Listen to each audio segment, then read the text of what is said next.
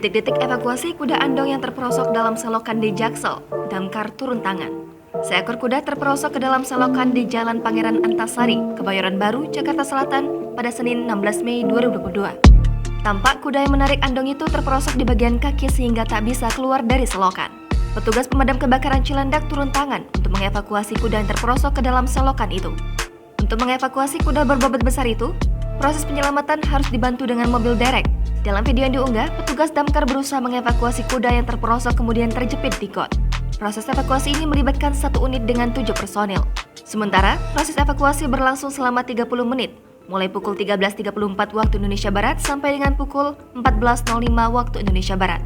Melalui bantuan alat derek dan beberapa warga yang berada di lokasi, petugas damkar berupaya mengangkat kuda yang berwarna coklat kehitaman tersebut. Proses evakuasi akhirnya berhasil setelah kuda delman itu dikeluarkan dari selokan. Dalam unggahan itu, terdapat pula foto-foto yang menampilkan andong yang ditarik oleh kuda tersebut.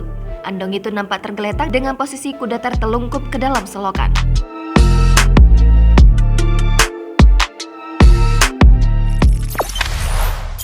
Jangan lupa subscribe, share, komen, dan like ya!